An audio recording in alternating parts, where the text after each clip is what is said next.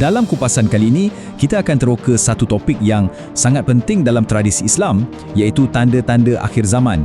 Tapi kita akan lihat semua ini bukan macam satu ramalan, tapi lebih kepada cerminan. Cerminan tentang perubahan nilai dalam masyarakat kita berdasarkan sumber-sumber yang ada. Soalan inilah yang akan jadi teras perbincangan kita. Apa sebenarnya yang berlaku bila nilai dalam dunia ni dah jadi terbalik? Kita akan guna soalan ni sebagai panduan untuk faham macam mana tradisi Islam menggambarkan perubahan sosial yang besar. Bukan untuk menilik masa depan, tapi lebih kepada satu cara untuk kita sama-sama renung keadaan sekeliling kita hari ini. Okey, ini dia perjalanan kita untuk kupasan kali ini. Kita akan mula dari dalam diri dengan ujian iman.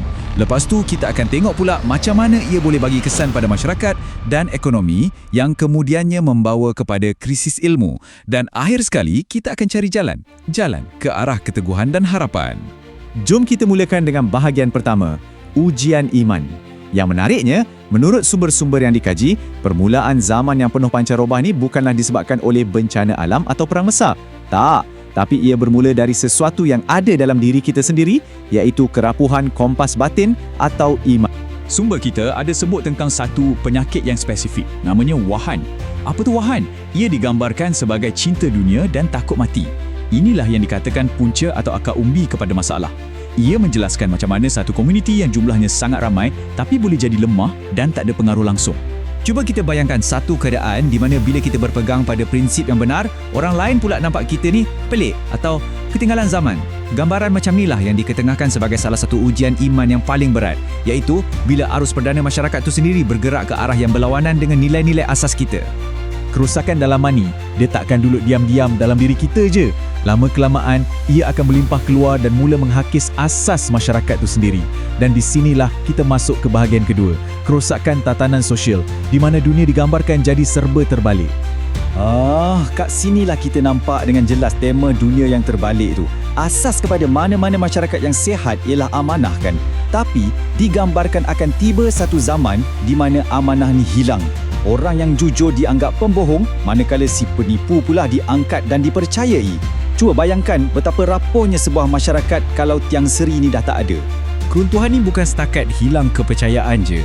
Ia merebak sampai ke institusi keluarga, di mana ikatan anak dengan ibu bapa jadi renggang. Perkara-perkara maksiat pula dah tak ada sorok-sorok tapi dibuat secara terbuka. Dan di peringkat kepimpinan, kuasa tu bukan lagi untuk melindungi, tapi untuk menindas. Semuanya saling berkait. Okey, sekarang jom kita beralih pula pada satu lagi tekanan besar yang digambarkan, tarikan dunia material. Macam mana ekonomi dan sikap kita terhadap kekayaan boleh jadi satu lagi medan ujian yang sangat getir. Puncanya ialah bila sempadan antara halal dan haram dalam mencari rezeki tu dah jadi kabur. Fokus utama cuma nak kumpul kekayaan, tak kisah langsung dari mana datangnya. Contohnya, amalan riba. Digambarkan akan jadi begitu sebati dalam sistem sampaikan dikatakan tak ada siapa pun boleh terlepas, walaupun cuma terkena debunya sahaja.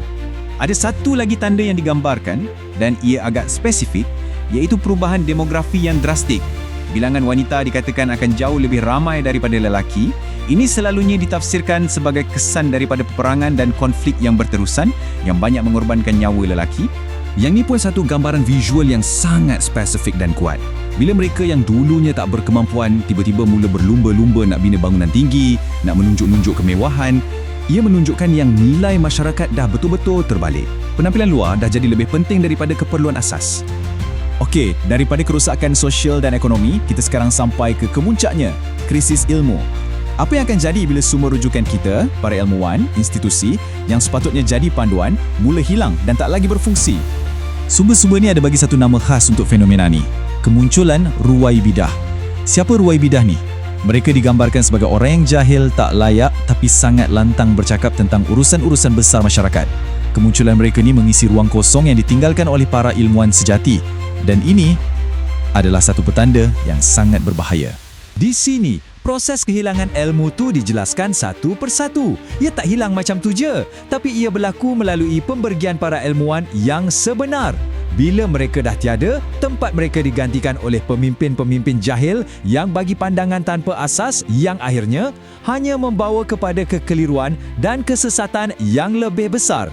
Gambaran ni, ia merumuskan krisis ilmu dengan begitu padat sekali. Masjid-masjid mungkin nampak sangat indah, sangat megah dari luar, tapi di dalamnya kosong. kosong daripada petunjuk dan roh kerohanian. Ia cuma jadi sekadar bangunan, bukan lagi pusat untuk bimbingan. Okey, selepas kita telusuri semua gambaran zaman yang penuh cabaran ni, soalan paling besar mestilah, adakah harapan?